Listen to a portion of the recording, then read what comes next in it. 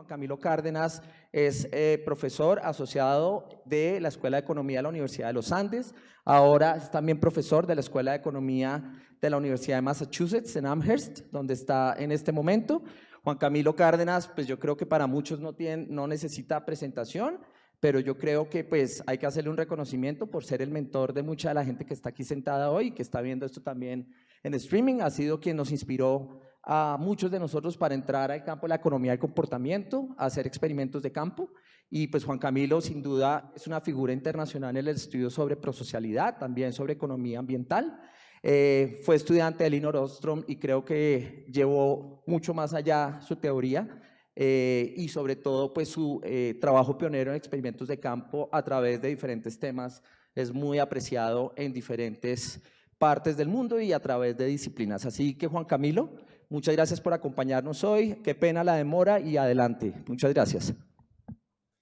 Andrés, muchas gracias por la introducción y esas palabras generosas y muchas gracias por la invitación a este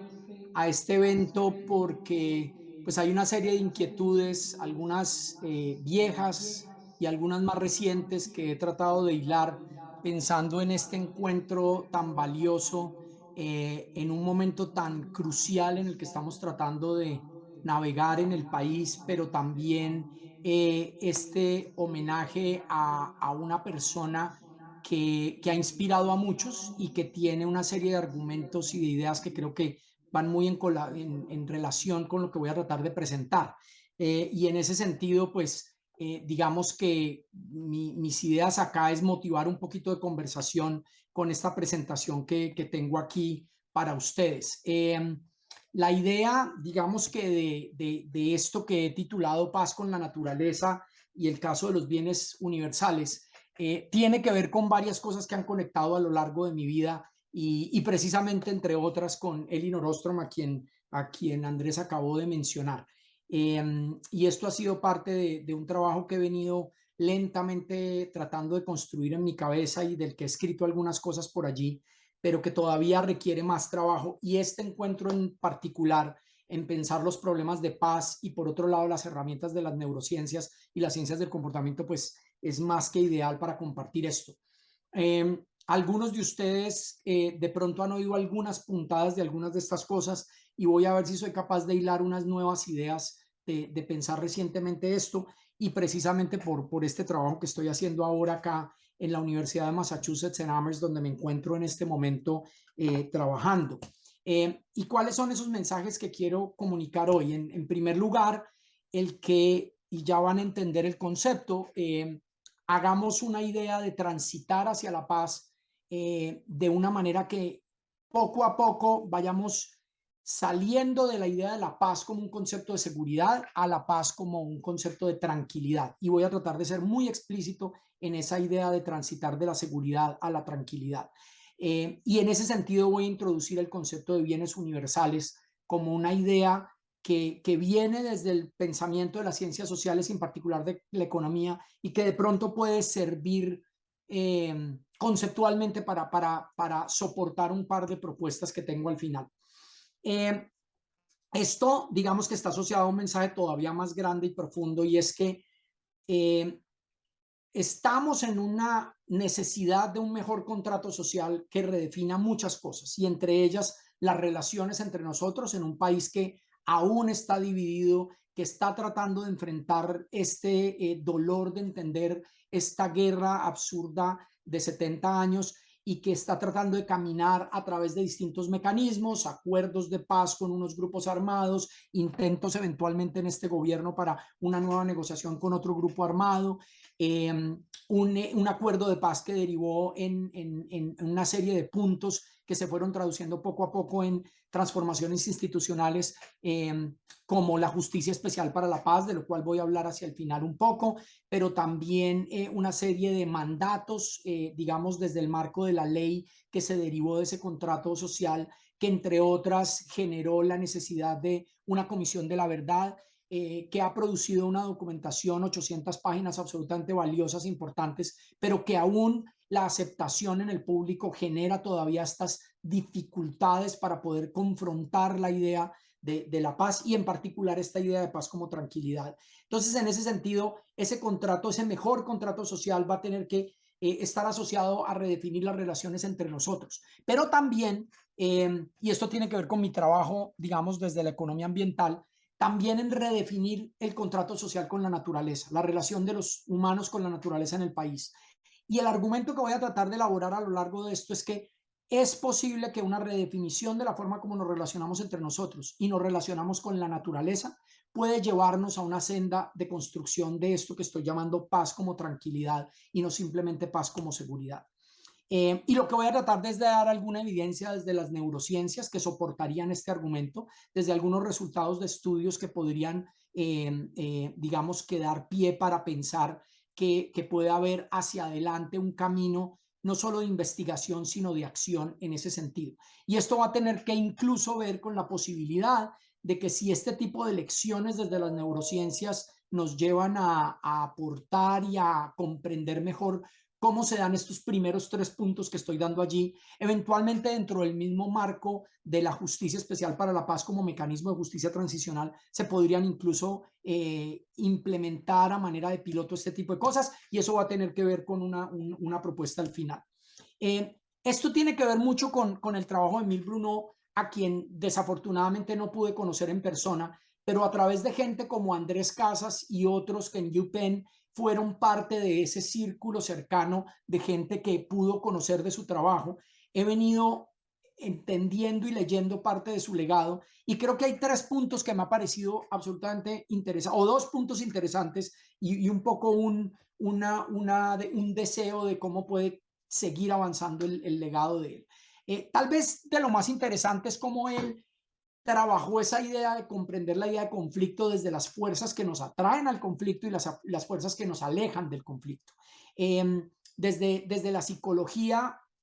social y comportamental y devolviéndose uno incluso al trabajo de Kurt Lewin, el psicólogo alemán, que fue uno de los maestros de Daniel Kahneman, además, que hablaba de la teoría del campo de fuerzas,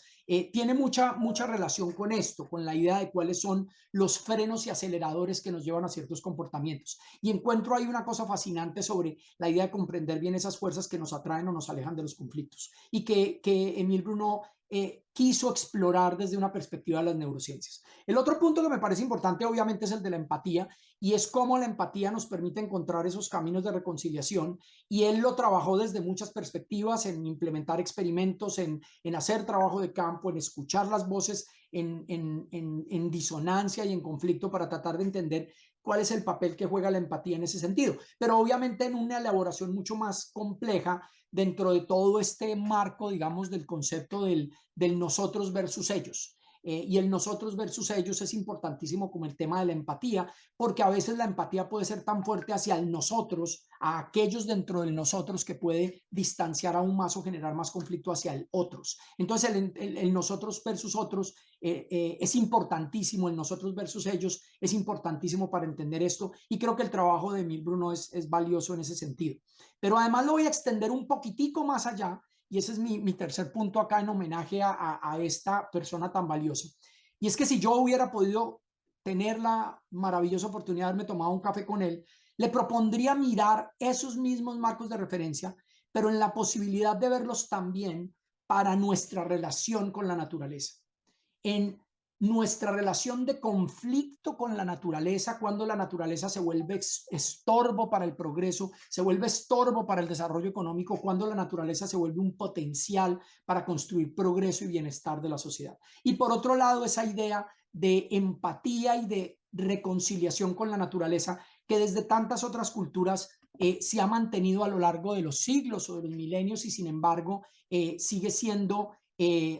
difícil para comunidades ancestrales que han establecido una relación más armónica con sus territorios y con su entorno biológico, biofísico, que nos permitan dar algunas lecciones sobre eso. Entonces, digamos que en ese sentido entro en materia, y esto es devolverme en el tiempo incluso al año 2016. Yo escribí en La Silla Vacía un artículo por allá en agosto del 2016, precisamente en medio de las negociaciones del proceso de paz y demás, con una propuesta en la que pudiéramos trabajar la posibilidad de que a través de una justicia transicional, ni siquiera existía la JEP todavía, podríamos trabajar alrededor de pensar en sentencias que pagaran las personas que pasaran por la justicia transicional y que fueran halladas culpables de sus delitos, obviamente para cierto nivel de delitos, pero probablemente para una población muy grande de excombatientes, de firmantes de paz hoy, de manera que se pudiera restaurar los lazos con la naturaleza y restaurar los ecosistemas, literalmente en restauración del tejido social y la restauración de la naturaleza. Y desde eso he venido trabajando esa idea de pensar el problema de la paz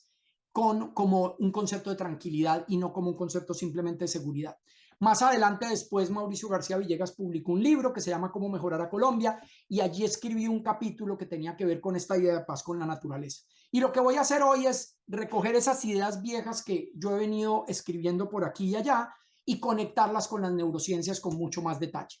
Pero entonces, para eso quiero hablar del concepto de bien universal.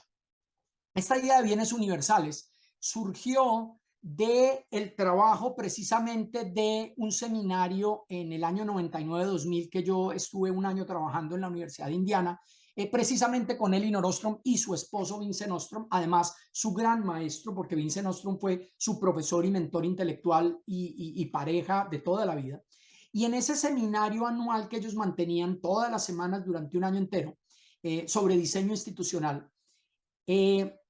empezaron a hilar unas primeras puntadas de esta idea de los bienes universales. Y yo quedé antojado y curioso de esa idea, y paradójicamente nunca quedó escrita por parte de ellos y no he encontrado ninguna referencia de ellos, pero sí tengo que darle el crédito a ellos, que fueron los que la expresaron en esa mesa de trabajo en la Universidad de Indiana, donde yo tuve esa fortuna de trabajar con ellos durante un año. Y déjenme explicar, siendo economista, cuál es la idea de los bienes universales. Para eso, comencemos con los bienes que normalmente nosotros analizamos en economía, y el primero es el de los bienes privados. La idea de un bien privado, como ese café que me estoy tomando, es que mi bienestar aumenta con mi consumo del café. Y si aquí hay neurocientíficos, pueden demostrarme fácilmente por qué yo derivo placer o bienestar o disfrute por tomarme ese café. Hay probablemente una activación de neurotransmisores que hacen que cuando yo consumo ese café, aumento mi bienestar por ese consumo de ese café. Y probablemente esto no le hace daño ni a ustedes ni a nadie más. De pronto alguien diría, uy, qué rico un café, pero mi consumo está asociado solamente a mi bienestar. En el caso de los bienes públicos, positivos o negativos o males públicos, el problema es que mi consumo no disminuye la posibilidad de consumo por parte de otros. Fíjense la diferencia con el café. En el café yo me lo tomo y al tomármelo ese café dejó de estar disponible para otros para consumirlo, porque simplemente me lo estoy tomando.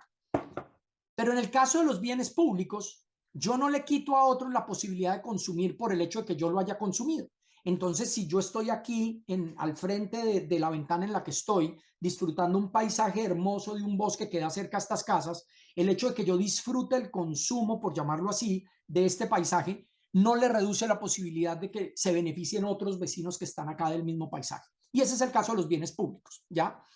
Y el caso de los bienes de uso común es un caso intermedio interesante, porque resulta que mi consumo sí reduce la posibilidad de consumo de otros, pero yo no puedo excluir a otros de consumirlo. Y usemos este mismo caso de este bosque que está alrededor mío. Este bosque que está alrededor mío, llamémoslo, es de acceso común a todos los vecinos, y yo podría cortar un árbol y utilizarlo como combustible para calentar esta casa. Pero yo no puedo excluir a otros que vayan y consuman madera de ese mismo bosque si es un bosque compartido entre nosotros, a menos de que sea propio mío, privado de mi jardín. Entonces, digamos que estos son tres de los clásicos tipos de bienes que analizamos los economistas. Pero resulta que hay algo que yo he querido entonces bautizar aquí, pero utilizando estas ideas iniciales básicas de los Ostrom que plantearon desde los bienes universales, y es la idea de un bien en donde mi bienestar aumenta cuando los que me rodean disfrutan más de ese mismo bien. Entonces, la idea esencial aquí es un bien en el que mi consumo me genera bienestar a mí, pero me generaría aún más bienestar si otros alrededor mío lo disfrutan también. Y esto es distinto a los bienes privados, es distinto a los bienes públicos, es distinto a los bienes de uso común. Y es la idea de que ese consumo de otros me genera a mí aún más bienestar. Y esto que estoy diciendo tiene una compatibilidad muy grande con nuevas nociones desde las ciencias sociales sobre todo, de conceptos como lo que ahora en Colombia se ha venido llamando el vivir sabroso, o el soy porque somos, o el buen vivir,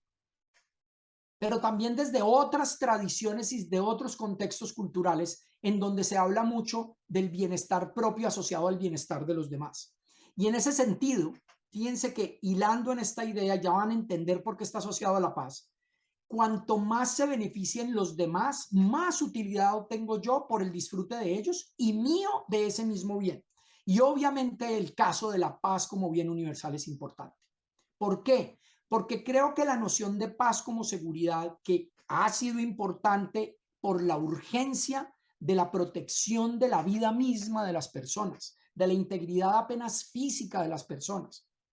En un conflicto que documentado por la Comisión de la Verdad puede haber cobrado 700, 800 mil víctimas a lo largo de todas estas décadas, pues obviamente la paz como seguridad es importante y hay que entenderla que probablemente es un primer paso en el sentido de proteger la vida misma.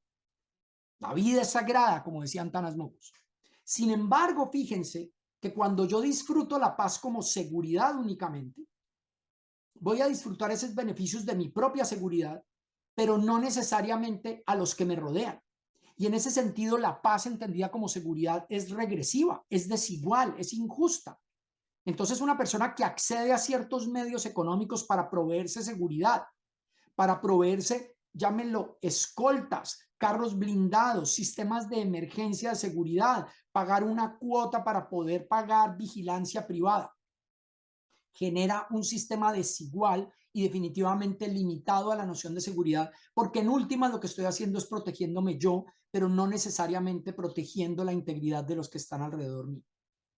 Y en ese sentido, la idea de la paz como bien universal entra en contraste con esta idea, ya que la paz como bien universal sería redistributiva. ¿A qué me estoy refiriendo? A que la paz entendida como tranquilidad, la noción de tranquilidad es comunal, no individual, es compartida. Entonces, la paz como tranquilidad es un bien universal en el sentido de que yo me siento seguro en esa idea de paz como tranquilidad si siento que no solo yo me siento bien y protegido, sino que aquellos alrededor mío van a estar también protegidos. Y en ese sentido, mi disfrute de la paz como tranquilidad va a ser proporcional no solamente a mi bienestar, sino al bienestar de aquellos alrededor mío. Y eso hace la gran diferencia en entender la paz como seguridad o la paz como tranquilidad. Y eso obviamente lo tenemos que conectar entonces desde la concepción de las ciencias neurológicas, de las neurociencias, y desde una perspectiva interdisciplinaria. Y yo estoy dando algunas puntadas desde los conceptos económicos que pueden entrar en conversación con la psicología, con otras ciencias del comportamiento y definitivamente con las neurociencias, que es lo que voy a tratar de hacer acá. La segunda puntada que quiero hacer acá es la idea de la paz con la naturaleza. Y ese con en mayúscula y subrayado es porque ese conector con tiene las dos nociones que quiero comunicar aquí. La primera es que tenemos que hacer la paz también con el entorno, porque la naturaleza ha sido víctima de la violencia también. Y creo que no tengo que convencerlos como el conflicto ha deteriorado ecosistemas valiosísimos para la sociedad. Valiosísimos incluso desde una perspectiva utilitarista de que necesitamos a la naturaleza para proveer bienes y servicios ecosistémicos que soportan la vida cotidiana de un montón de poblaciones. Pero la segunda connotación de usar la palabra con es porque utilizamos la naturaleza o la podemos utilizar la naturaleza como un vehículo para construir esta idea de paz como tranquilidad. Y ese vehículo en ese sentido va a ser valiosísimo. En este momento acabo de caer en cuenta que yo no he compartido pantalla. Pero creo que la introducción que yo he hecho ha sido lo suficientemente valiosa y pido disculpas al respecto. ¿Me confirman que están viendo en mi pantalla? Qué pena con ustedes. Quisiera confirmar que ya la están viendo. Hasta ahora caigo en cuenta cuando vi que había una alarma del chat prendida. ¿Sí?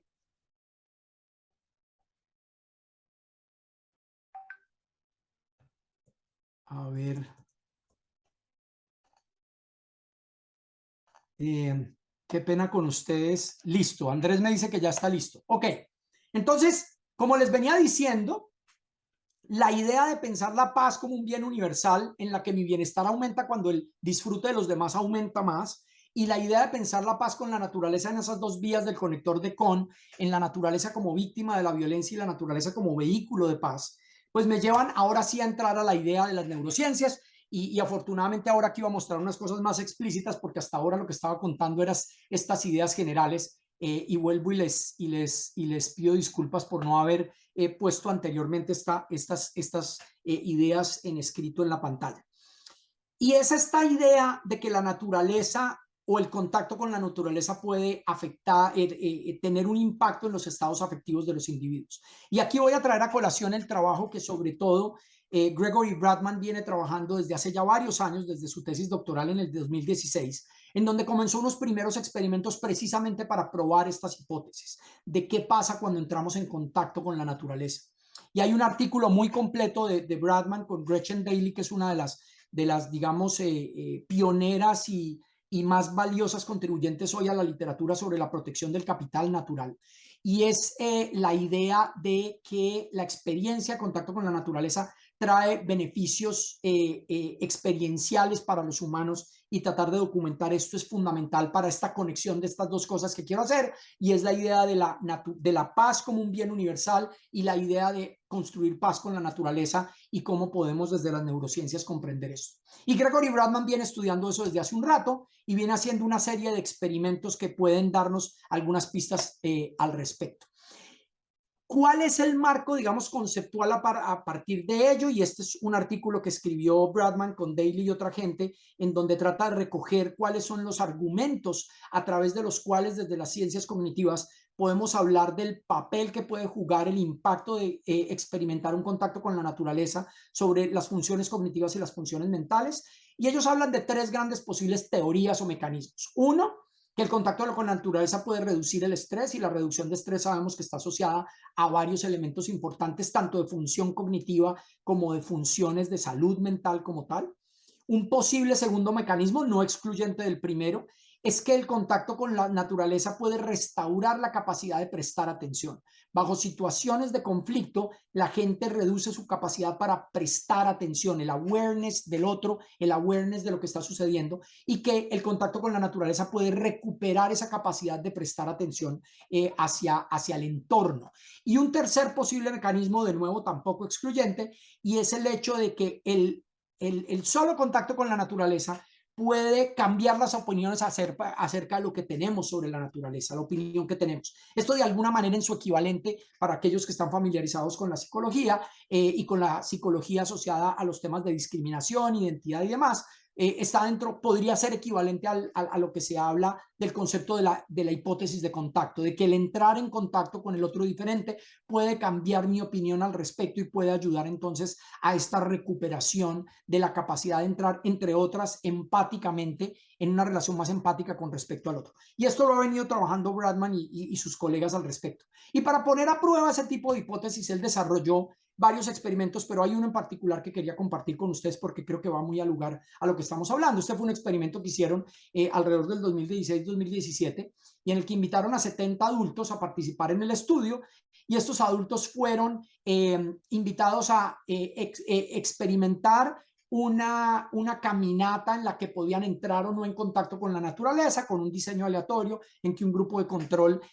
caminaba por una zona urbana y un grupo de tratamiento caminaba por una zona, digamos, de naturaleza que tiene las características de lo verde, por llamarlo así. Y lo que hacen ellos es medir el funcionamiento afectivo y cognitivo antes y después de esa caminata, y evaluar algunos elementos claves que todos los que estamos aquí reunidos pueden entender rápidamente: el concepto de ansiedad, de rumination, el de afecto afectivo y afecto positivo. Y frente a eso lo que hizo fue medirlos, y frente al grupo de control claramente lo que vio fue una reducción sustancial de ansiedad, una reducción sustancial de ruminación, una reducción del afecto negativo y un aumento del afecto positivo, y todos estos fueron resultados, digamos, estadísticamente significativos cuando comparamos el contacto con un entorno urbano versus el contacto con un entorno de naturaleza. y lo que hicieron fue simplemente invitar a las personas a hacer esas caminatas por una zona verde, que es la foto de arriba a la derecha, y las otras personas hacer una caminata en una zona, digamos, urbana de cemento. Pero además, en este estudio además, lo que hicieron fue también hacer una medición de lo que estaba pasando en activación de una zona en particular del córtex prefrontal, y en el que encuentran también que una cierta zona que está asociada a estas funciones de salud mental, estas funciones cognitivas y salud mental, ven un cambio fundamental en esa activación de esa zona que está asociada a temas de afecto, y sobre todo de afecto positivo, y que lo que ven es un cambio importante cuando se compara con respecto al grupo de control. Y también en la función neurológica que está asociada a lo que se llama el rumination, la ruminación, que también se ve una reducción sustancial para el grupo de tratamiento que entra en contacto con la naturaleza. Pero todo esto simplemente es para decir que gracias a estos trabajos, pues digamos que hay un soporte claro de que podemos encontrar aquí una clara relación entre la función cognitiva y de salud mental asociada al contacto con la naturaleza. Y aquí voy a hacer una pausa y me voy a ir a uno de los documentos tal vez más importantes de la era moderna, y es la encíclica de Laudato Si, y en este pasaje 225, donde creo que se resume muy bien lo que estoy tratando de comunicar acá. La paz interior, íntimamente relacionada con el cuidado de la ecología y del bien común, porque vivida auténticamente, se refleja en un estilo de vida equilibrado, junto con una capacidad de asombro que nos lleva a una comprensión más profunda de la vida. Y fíjense que aquí estamos hablando del bien común asociado al contacto con la naturaleza, al cuidado de la casa común, de lo que habla Laudato Si, pero eso en últimas va a tener con una capacidad de relación con el otro. Y en ese sentido, la relación con el otro y con la naturaleza van directamente de la mano. La encíclica completa Laudato Si tiene argumentos muy fuertes e importantes alrededor de esta idea. Esto en un trabajo que publicamos recientemente con una serie de colegas de varias disciplinas de las ciencias naturales y las ciencias sociales, lo hemos venido tratando de construir a la idea de que para el antropoceno necesitamos un nuevo modelo de racionalidad y salirnos del modelo del Homo economicus que la economía ha tratado de construir, que es ese individuo que maximiza su bienestar material individual, y que en últimas, desde una perspectiva utilitarista, solamente se preocupa por su consumo propio de esos bienes, a un nuevo ser para el antropoceno que tiene que estar en Earth, tiene que estar en planetado, si lo queremos llamar en una forma aporreando el castellano, pero en una idea en que estemos en consorcio con y a partir de lo que ya sabemos de las ciencias del conocimiento y del comportamiento, y es que ya dándonos cuenta que los humanos somos débiles e impacientes, estamos atrapados en prejuicios y sesgos y heurísticas, tenemos limitaciones cognitivas, pero también somos prosociales,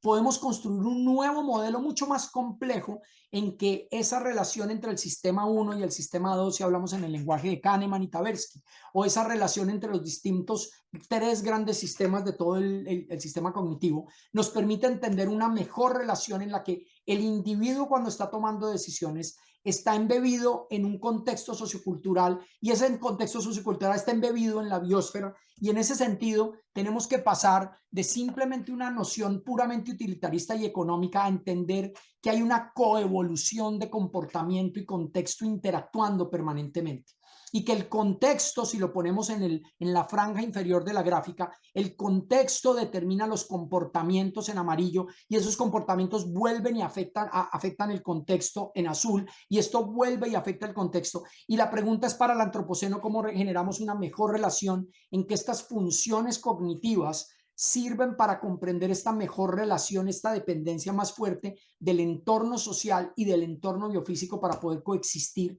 en paz con la naturaleza? Y esta mejor comprensión de los humanos en el antropoceno va a tener que ser entendida en un sistema mucho más coevolutivo del comportamiento humano con esas estructuras circundantes. Y esas estructuras circundantes son tanto las culturales, sociales, políticas, como las biofísicas. Y que esa capacidad de nosotros interactuar entre seres humanos y de interactuar con la naturaleza puede llevar a un mejor contrato social, que fue por donde comencé, entre los incentivos materiales y no materiales, para una mejor interacción de cuidado del otro, desde la empatía, desde la comprensión, desde la cooperación, desde la colaboración, pero también una mejor interacción con el entorno biofísico, porque en últimas dependemos del entorno biofísico para la supervivencia nuestra y de la naturaleza.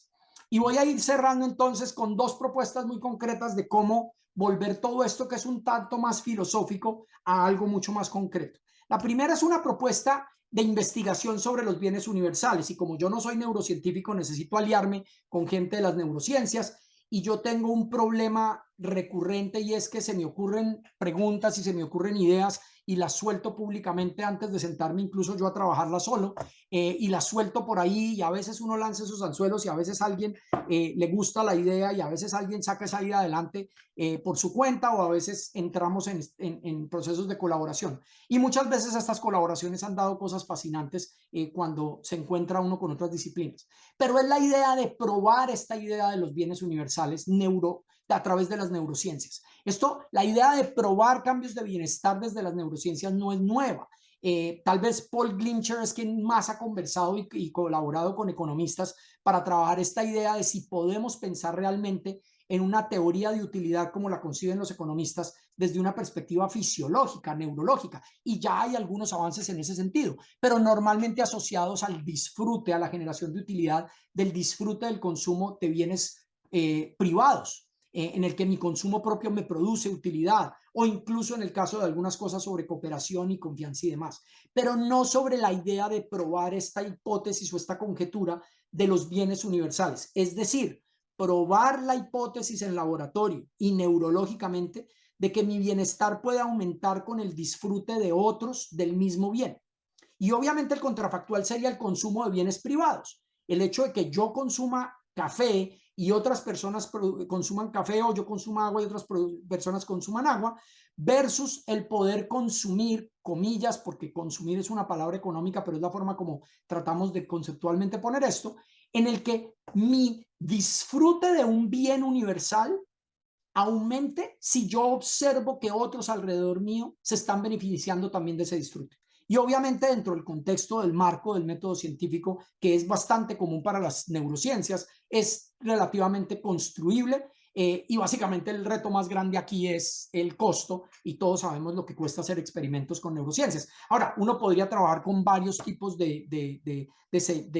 digamos, de mediciones, desde resonancia magnética funcional, pasando por temas de conductancia de la piel y otro tipo de indicadores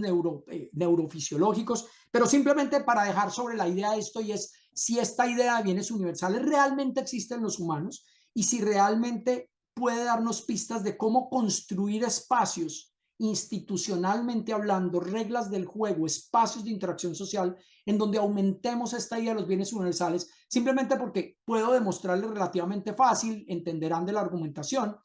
que la sociedad se beneficiaría si produjéramos más bienes universales, incluyendo en particular el concepto de paz entendida como tranquilidad y no el de paz entendida solamente como seguridad. La segunda apuesta que estoy lanzando aquí no es nueva, porque esa fue la que escribí en ese artículo de La Silla Vacía en el 2016. Y en lo poco que yo he podido hablar con algunos miembros de la JEP, una vez puesta en marcha la Justicia Especial para la Paz, me dicen que hay dentro del marco jurídico hoy espacio para ello.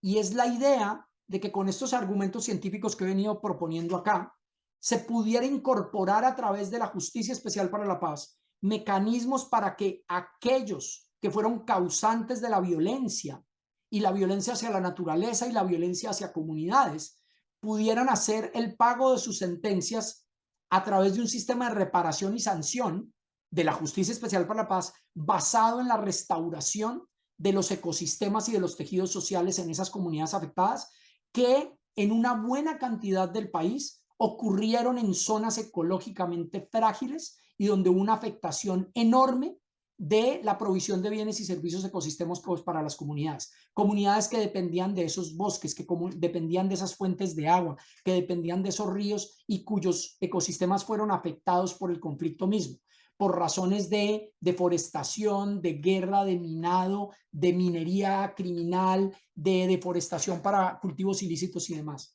Y la posibilidad, y lo que he tratado de argumentar con toda esta evidencia científica, la posibilidad de que la restauración de la naturaleza sirva para recuperar las funciones cognitivas y de salud mental, para una reparación real en comunidad y con la naturaleza, puede ser interesante, y esto lo podría considerar la Justicia Especial para la Paz, y probablemente para delitos menores del conflicto y no para los delitos más grandes. Pero afortunadamente, digo afortunadamente un poco paradójicamente, afortunadamente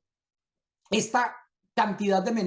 delitos menores fueron cometidos por la mayor cantidad de personas que se están acogiendo a la Justicia Especial para la Paz. Obviamente hay un grupo pequeño de personas con una responsabilidad inmensa en violación de derechos humanos e incluso en los casos del derecho internacional humanitario y crímenes de lesa humanidad. Pero hay un montón de firmantes de la paz que probablemente sus delitos dentro de la Justicia Especial para la Paz podrían dar para este tipo de sanciones que podrían ser mucho más restaurativas y de reparación de ese contrato de lo social y de ese contrato con la naturaleza basado en esto. Entonces, simplemente trato de redondear esta idea de la siguiente manera. Yo creo que tenemos que construir una nueva economía, y estoy hablando desde la disciplina económica para conversar con otras disciplinas, en la que la paz, la naturaleza y el bien común se encuentren, en el que construyamos un contrato social para que pensemos en la paz como tranquilidad y no solo como seguridad. Y cuando hablo de paz como tranquilidad, dentro de esta noción de los bienes universales. La naturaleza, que es esa casa común, es un vehículo posible para construir esa idea de paz, y creo que la evidencia desde las neurociencias que les di puede llegar a convencernos de que es posible, por lo menos como hipótesis de trabajo, para pensar en construir la idea de paz como tranquilidad. Y esta evidencia científica, digamos, está soportando esa idea. Entonces termino allí dándoles las gracias y dejándoles abierto para las siguientes intervenciones y una posible conversación a lo largo de este ejercicio. Y les pido disculpas que al principio no había puesto mi presentación para comenzar mis puntos al respecto. Muchísimas gracias.